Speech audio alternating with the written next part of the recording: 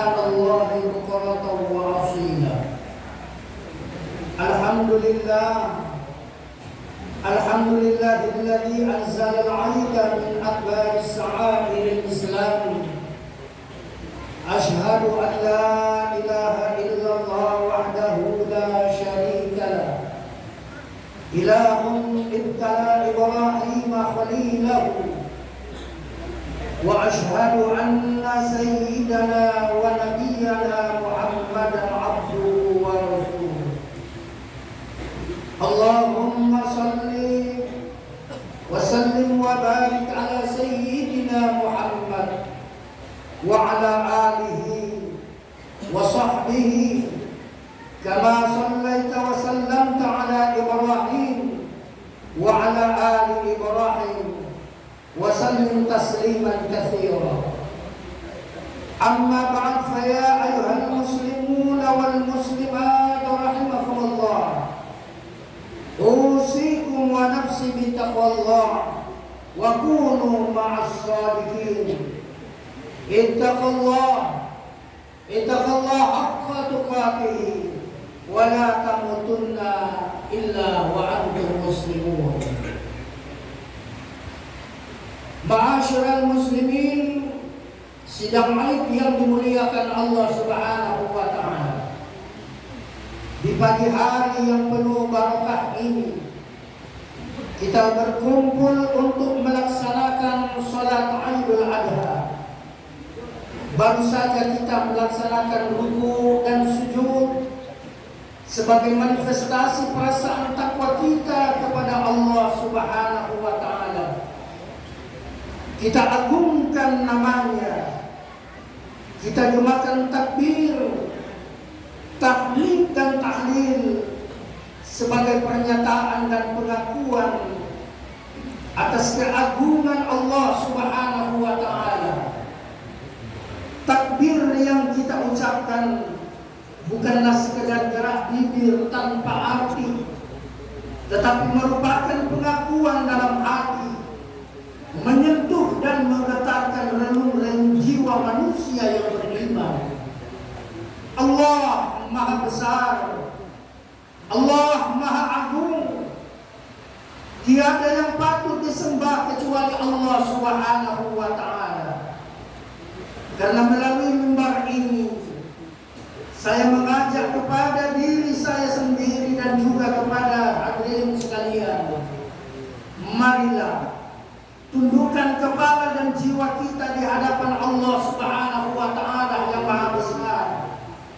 Campakkan jauh-jauh sifat keangkuhan dan kecongkaan yang dapat menjauhkan diri kita dari rahmat Allah Subhanahu wa ta'ala. Sebab apapun kebesaran yang kita sandang, kita kecil di hadapan Allah. Betapapun perkasanya kita masih lemah di hadapan Allah yang Maha Kuat. Betapapun hebatnya kekuasaan dan pengaruh kita tidak berdaya dalam genggaman Allah Subhanahu wa ta'ala yang Maha Kuasa dari segala penguasa, Maha ahli dari segala pakar, Maha penyayang yang tak pandang sayang, dan Maha pengasih yang tak pilih kasih. Dialah yang menurunkan hujan berhari-hari sehingga menimbulkan banjir yang menyengsarakan akibat manusia yang tidak lagi peduli kepada Tuhan. Dia pula lah yang menahannya berbulan-bulan sehingga menimbulkan kekeringan yang menyusahkan akibat manusia tidak mau lagi bersyukur. Dialah yang berkuasa mengatur percikan api sehingga menimbulkan kebakaran yang memusnahkan harta benda akibat manusia tidak lagi peduli pada amalan agama. Dialah yang memerintahkan kilat untuk menyambar pesawat terbang sehingga terjadi kecelakaan yang memilukan akibat manusia tidak lagi menghiraukan doa setiap dalam perjalanan. Dialah yang menggoncangkan bumi sehingga terjadi gempa yang menghancurkan pemukiman akibat manusia tidak lagi peduli akan halal dan haram. Dialah yang mengatur dan menghancur. Dialah yang mengawasi dan memelihara. Dialah yang menghidupkan dan mematikan. Hanya dengan kalimat kun, maka terjadilah apa yang Dia kehendaki. Dia pula lah yang mengantarkan kita kepada matahari 10 Zulhijjah hari ini dengan rahmatnya. Matahari pengorbanan Ibrahim yang mengagungkan, matahari Mina tempat perjuangan melawan syaitan, matahari Idul Adha hari peringatan berkurban. Jamaah Idul Aid yang dimuliakan Allah Subhanahu wa taala, Idul Adha dikenal dengan sebutan hari raya haji, di mana kaum muslimin sedang menunaikan haji yang utama, yaitu wukuf di Arafah. Mereka semua memakai pakaian serba putih dan tidak berjahit, yang disebut pakaian ihram, melambangkan persamaan akidah dan pandangan hidup, mempunyai tatanan nilai, yaitu nilai persamaan dalam segala segi bidang kehidupan. Tidak dapat dibedakan antara mereka semuanya. Mereka sederajat, sama-sama mendekatkan diri kepada Allah yang Maha Perkasa, sambil bersama-sama membaca kalimat talbiyah, labbaik Allahumma labbaik, labbaik la syarika laka labbaik, innal hamda wan ni'mata laka wal mulk la syarika lak. Di samping Idul Adha dinamakan adalah hari raya haji, juga dinamakan Idul Kurban karena merupakan hari raya yang mendekatkan pada arti berkurban. Kurban itu sendiri artinya dekat, sehingga kurban ialah menyembelih hewan ternak untuk mendekatkan diri kita kepada Allah Subhanahu wa taala, diberikan kepada fuqara wal masakin. Masalah pengorbanan dalam sejarah kita diingatkan pada beberapa peristiwa yang menimpa Nabi Allah Ibrahim alaihissalam beserta keluarganya Ismail dan Siti Hajar. Ketika Nabi Allah Ibrahim diperintahkan oleh Allah Subhanahu wa taala untuk menempatkan istrinya Hajar bersama Nabi Ismail putranya yang saat itu masih menyusu, mereka ditempatkan pada suatu lembah yang tandus, gersang, tidak tumbuh sebatang pohon pun. Lembah itu demikian sunyi dan sepi, tidak ada penghuni seorang pun. Nabi Ibrahim alaihissalam sendiri tidak tahu apa maksud sebenarnya dari wahyu Allah Subhanahu wa taala yang menyuruh menempatkan istri dan putranya yang masih bayi itu ditempatkan di suatu tempat paling asing di sebelah utara, kurang lebih 1.600 km dari negaranya sendiri, Palestina.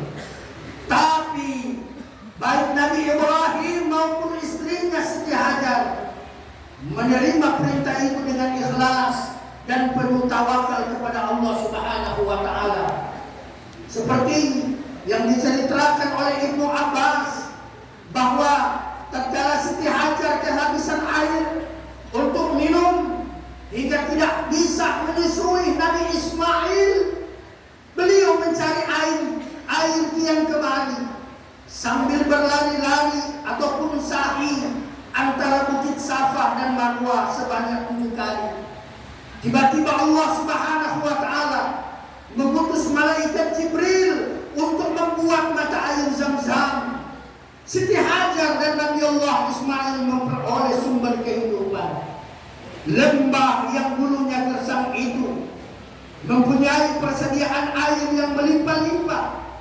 Datanglah manusia dari berbagai pelosok, terutama para pedagang, ke tempat Siti Hajar dan Nabi Ismail untuk membeli air.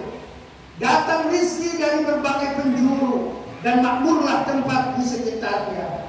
Akhirnya Jamaah Id yang dimuliakan Allah Subhanahu wa taala, lembah itu hingga saat ini terkenal dengan kota Makkah Al-Mukarramah, sebuah kota yang aman dan makmur berkat doa Ibrahim dan kecakapan seorang ibu dalam mengelola kota dan masyarakat.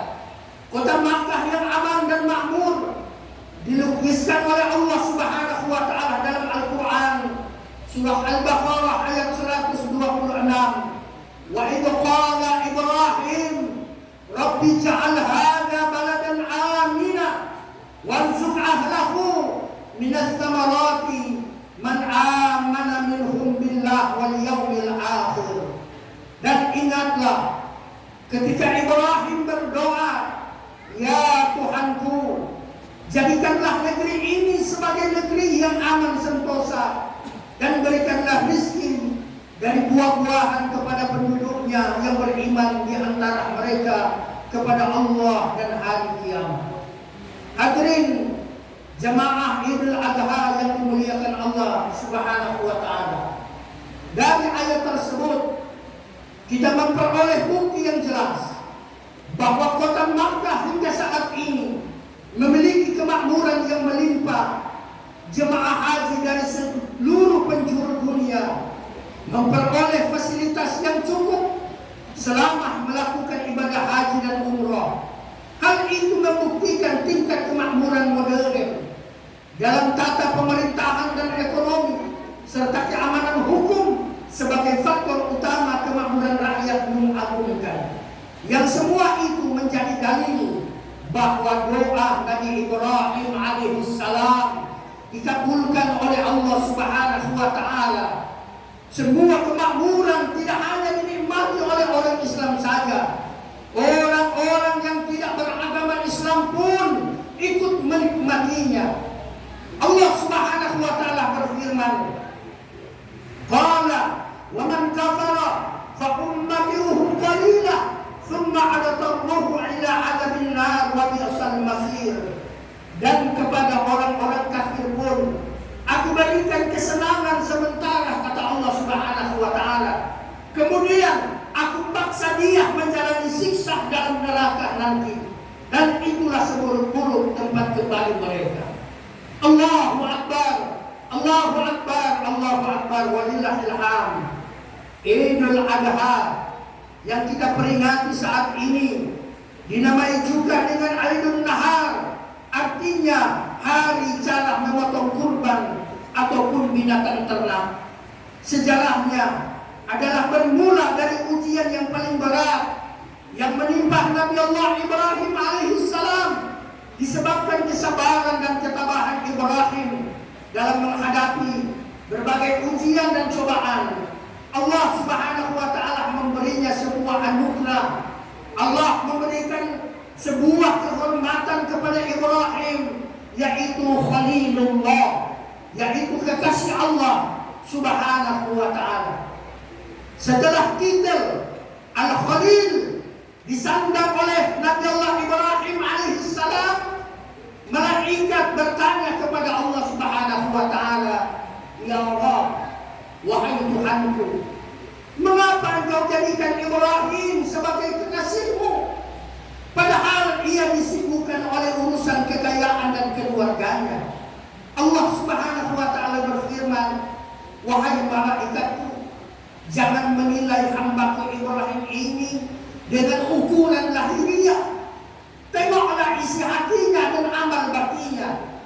Kemudian Allah Subhanahu wa taala mengizinkan para malaikat untuk menguji keimanan serta ketakwaan Nabi Allah Ibrahim alaihissalam.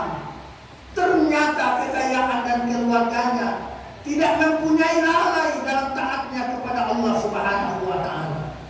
Dalam kitab Mishkatul Anwar disebutkan bahwa konon Nabi Allah Ibrahim alaihissalam memiliki kekayaan 1000 ekor domba, 300 ekor lembu, dan 100 ekor unta. Riwayat lain mengatakan kekayaan Nabi Allah Ibrahim alaihissalam mencapai 12.000 ekor ternak, suatu jumlah yang menurut orang di zaman itu adalah tergolong milioner.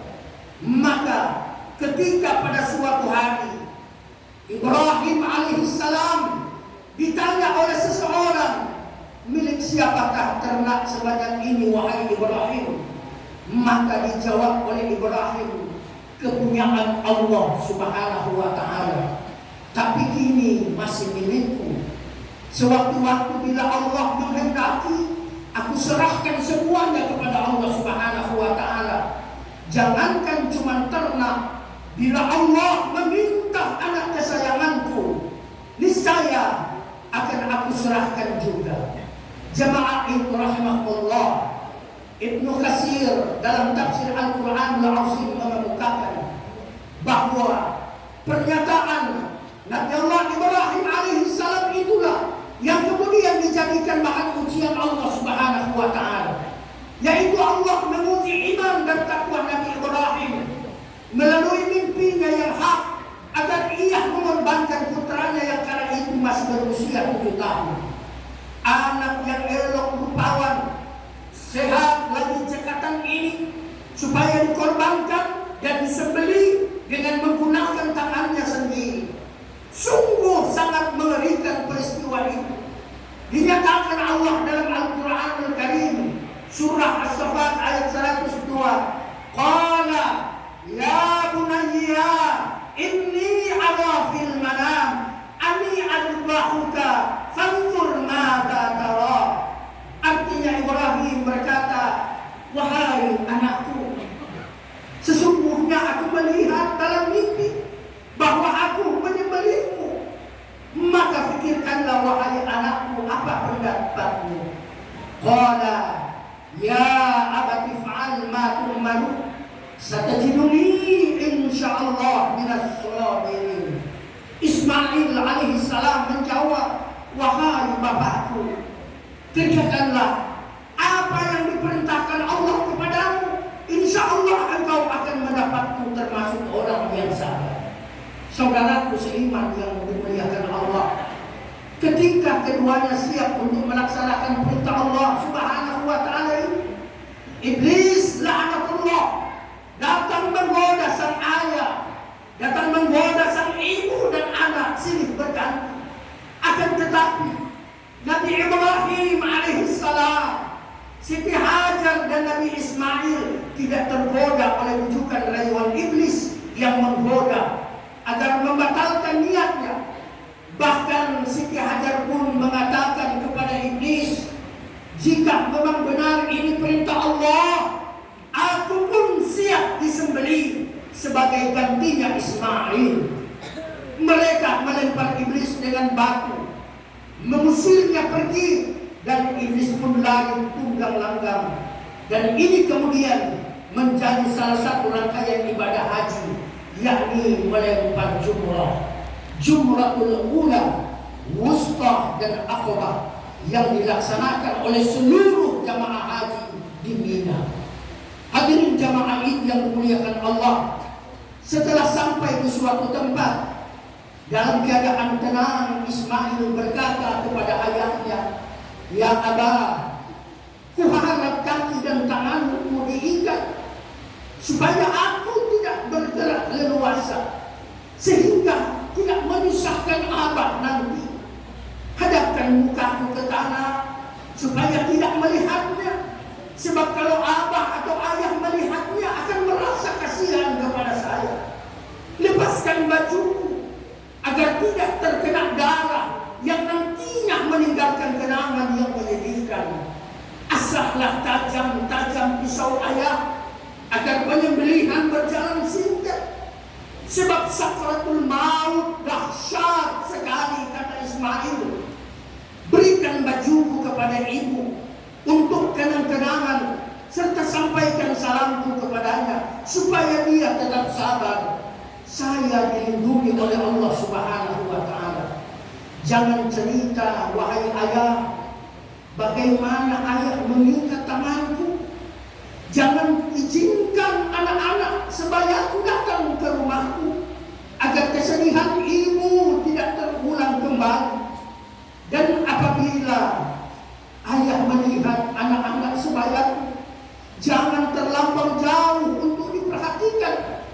nanti ayah akan bersedih. Nabi Ibrahim alaihissalam menjawab, baiklah anakku, Allah akan menolongmu. Setelah Ismail putra tercinta diletakkan di atas sebuah batu dan pisau pun diletakkan di atas lehernya, Ibrahim pun menyembelih dengan menekan pisau itu kuat-kuat. Namun dengan izin Allah tidak mempan, bahkan tergores pun tidak. Pada saat itu Allah Subhanahu wa Ta'ala membuka dinding yang menghalangi pandangan malaikat di langit dan bumi. Mereka tunduk dan sujud kepada Allah Subhanahu wa Ta'ala. Takjub menyaksikan keluarnya. Lihatlah hamba-Mu wahai malaikatku. Mereka rela dan senang hati menyembelih anaknya sendiri dengan pisau karena semata-mata untuk memperoleh kerelaanku.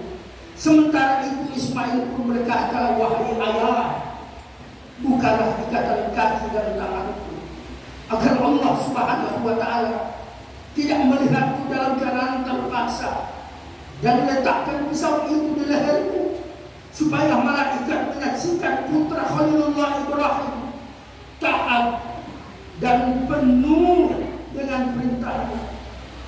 Jamaah itu yang dimuliakan Allah Subhanahu wa Ta'ala, letakkan pisau itu di leherku ya Allah, wahai ayah, supaya malaikat menyaksikan putra Khalilullah taat dan patuh pada perintah. Ibrahim mengabulkannya, lantas membuka ikatan dan menekan pisau itu ke lehernya kuat-kuat. Namun lehernya tidak apa-apa. Bahkan bila ditekan, pisau itu terbalik, yang tajam berada di bagian atas. Ibrahim mencoba memotong pisau itu ke sebuah batu. Ternyata batu yang keras itu terbelah. Kata Ibrahim, wahai pisau, engkau sanggup membelah batu. Kenapa? Tapi kenapa tidak sanggup memotong leher? Maka dengan izin Allah pisau itu menjawab, Anda wahai Ibrahim, katakan potonglah. Tapi Allah Subhanahu wa Ta'ala mengatakan jangan potong. Mana mungkin aku memenuhi perintahmu wahai Ibrahim, jika akibatnya akan mendurhaka kepada Allah Subhanahu wa Ta'ala. Dalam pada ayat itu Allah Subhanahu wa Ta'ala memerintahkan Jibril untuk mengambil seekor kibas dari surga sebagai gantinya. Dan Allah Subhanahu wa Ta'ala berseru dengan firman-Nya, menyuruh menghentikan perbuatannya, tidak usah diteruskan pengorbanan terhadap anakmu wahai Ibrahim. Allah telah meridhoi ayah dan anak, memasrahkan tawakal mereka, maka sebagai imbalan keikhlasan mereka, Allah Subhanahu wa Ta'ala mencukupkan dengan penyembelihan seekor kambing sebagai kurban, sebagaimana diterangkan Allah dalam Al-Quran surat As-Saffat ayat 107 sampai dengan 110. Wa fadainahu bidhibhin 'azim wa tarakna 'alaihi fil akhirin salamun ala Ibrahim kadzalika najzil muhsinin. Dan kami tebus anak itu dengan seekor sembelihan yang besar.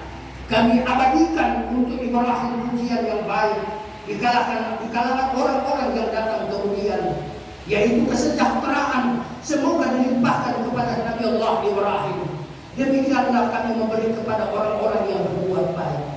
Jamaah Bidul Ilm yang dimuliakan Allah Subhanahu wa Ta'ala, menyaksikan tragedi penyembelihan yang tidak ada bandingnya dalam sejarah umat manusia. Malaikat Jibril menyaksikan ketaatan keduanya setelah kembali dari surga dengan membawa seekor kibas. Kagumlah ia seraya terlontar darinya suatu ungkapan, Allahu Akbar, Allahu Akbar, Allahu Akbar. Nabi Ibrahim menyambutnya, La ilaha illallah, Allahu Akbar. Yang kemudian disambung oleh Nabi Allah Ismail alaihissalam, Allahu Akbar, Allahu Akbar, walillahil hamd. Saudaraku, inilah sejarahnya kurban. Untuk itu, marilah kita berkurban agar tidak menjadi korban. Sekali lagi, marilah kita berkurban agar kita tidak menjadi korban. Gunakanlah harta, jabatan, dan semua yang kau cintai untuk mendapatkan kebaikan. untuk memperoleh nilai dari Allah Subhanahu wa Ta'ala, untuk membebaskan diri dari jajahan nafsu, untuk menemukan eksistensi sebagai manusia, untuk melepaskan diri dari kejahilan, untuk menyebarkan kebenaran dan perdamaian, untuk menghidupkan hati yang hampir mati oleh kebendaan.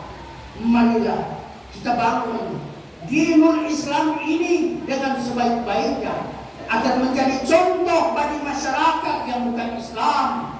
Marilah kita berkorban di jalan Allah dengan harta dan diri, agar kita mendapatkan kekuatan iman yang benar.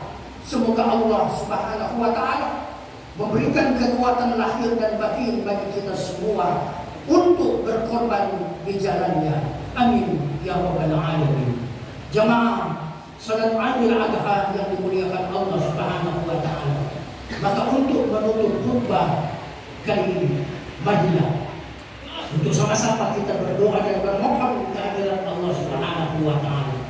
Semoga semua amal ibadah yang kita lakukan di bulan Zulhijjah ini senantiasa dilipat gandakan pahalanya oleh Allah Subhanahu wa Ta'ala. Amin ya rabbal alamin. A'udzu billahi minasyaitonir rajim. Bismillahirrahmanirrahim. Alhamdulillahi rabbil alamin. Hamdan da'imin hamda syakirin. Hamdan yuwaffi ni'amahu wa yukafi'u mazidah. Ya Rabbana lakal hamdu wa lakal syukru kama yanbaghi li jalali wajhikal karim wa 'azimi sultanik. Subhanaka la nuhsi san'a 'alaika kama athnaytu 'ala nafsi. Falakal hamdu hatta tarda wa lakal hamdu idza radit wa lakal hamdu ba'da ridha. Allahumma salli wa sallim wa barik 'ala sayyidina Muhammad wa 'ala alihi wa ashabihi ajma'in. Allahumma rabbana taqabbal minna innaka antas sami'ul 'alim wa tub 'alaina ya maulana innaka antat tawwabur rahim. Allahumma iyyaka na'budu wa nusalli wa nasjudu anta khairur rahimin. Allahumma 'alaika tawakkalna wa ilaika anabna wa ilaikal masir. Wa la taj'alna fitnatan lil ladzina kafaru waghfir lana ya rabbana innaka antal azizul hakim. Ya Allah yang maha pengasih lagi maha penyayang, keribaanmu kami tetap berserah diri, mengharap anugerah dan kebahagiaan dan kekuatan. Di hari yang bahagia ini kami bersujud dan berserah diri kepadamu ya Allah. Semoga Engkau menerima segala amal ibadah dan amal kami semua. Ya Allah yang Maha Kuasa, kuatkan keyakinan dan iman kami, kuatkan persatuan dan persaudaraan kami, sehingga kami mampu menghadapi segala tentangan dan rintangan yang merusak martabat dan harkat bangsa kami.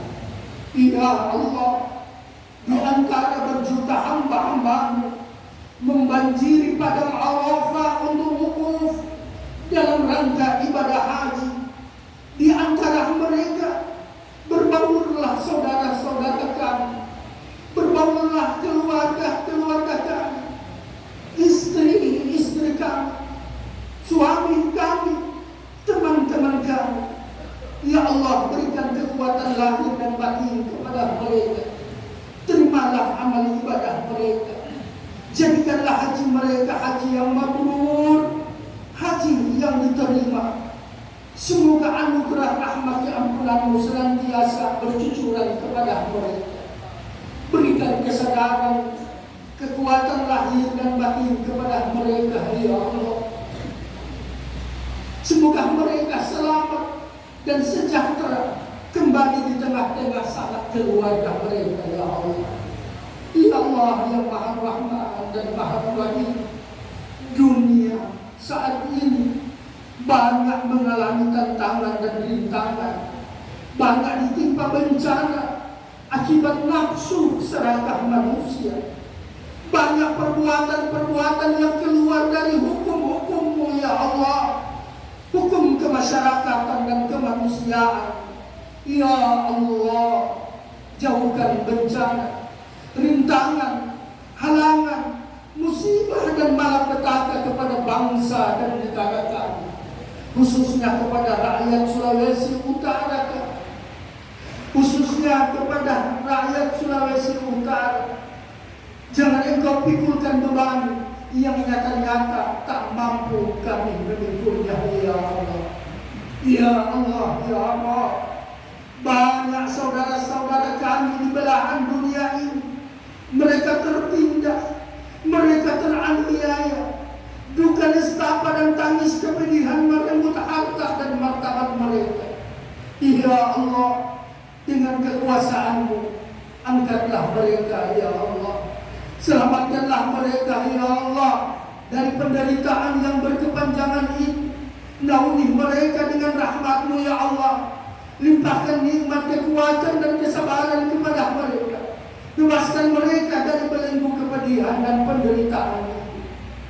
Ya Allah, ya Allah, betapa kecilnya kami di hadapan-Mu, ya Allah. Kami telah banyak lalai kepada-Mu, ya Allah. Kami telah banyak lupa kepada-Mu, ya Allah. Kami telah banyak salah dan berdosa kepada-Mu, ya Allah. Ampuni dosa dan kesalahan kami, ya Allah. Ampuni dosa dan kesalahan kedua orang tua kami, ya Allah. Baik yang masih hidup maupun yang telah mendahului kami, ya Allah. Cintailah mereka, ya Allah. Sayangilah mereka, ya Allah, sebagaimana mereka mencintai dan menyayangi kami di waktu kecil, ya Allah. Kami mengenang jasa mereka, mengasuh dan membesarkan kami. Tak ada daya, tak ada kekuatan untuk mencintai mereka, ya Allah, selain menyampaikan dan mempersembahkan doa kehadiran-Mu, ya Allah, demi keselamatan dan keampunan kedua orang tua kami itu, ya Allah. Rabbi ghafirli wa liwalidayya, Rabbi ghafirli wa liwalidayya, Rabbi ghafirli wa liwalidayya warhamhuma kama rabbayani shaghira. Ya Allah, ya Allah, jadikan negara dan bangsa kami serta daerah kami kota Manado ini, ya Allah, daerah yang subur makmur, penuh berkah-Mu, ya Allah. Murahkan rezeki kami, ya Allah. Mudahkan dan berkati usaha kami, ya Allah. Jadikanlah anak-anak kami, adik-adik kami, generasi kami, generasi yang beriman kepada-Mu, ya Allah. Sehat lahir dan batin mereka untuk melanjutkan tanda syukur kami melalui pembangunan negara dan bangsa Indonesia, khususnya daerah kami yang kami cintai ini, ya Allah. Anugerahlah kami, ya Allah, keselamatan dunia dan keselamatan akhirat. Ya Allah, di antara kami, bahkan saudara-saudara kami, keluarga kami, saat ini di antara mereka ada yang sakit, ya Allah. Maka angkatlah penyakit mereka, ya Allah. Berikan kesembuhan kepada mereka, ya Allah.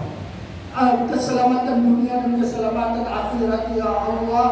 Hindari kami semua dan jauhkan kami, ya Allah, daripada azab siksa api neraka.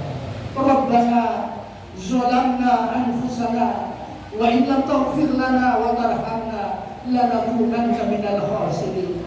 Rabbana taqabbal minna innaka antas samiul alim wa tub 'alaina ya maulana innaka antat tawwabur rahim. Rabbana atina fid dunya hasanah wa fil akhirati hasanah wa qina 'adzabannar wa qina 'adzabannar wa qina 'adzabannar. Isma' du'ana ya maulana innaka antat tawwabur rahim. Sallallahu ala sayyidina Muhammad wa ala alihi wa sahbihi wa sallam. Subhana rabbika rabbil izzati amma yasifun wa salamun ala al-mursalin walhamdulillahi rabbil alamin. Taqabbalallahu minkum. Wassalamu alaikum warahmatullahi wabarakatuh.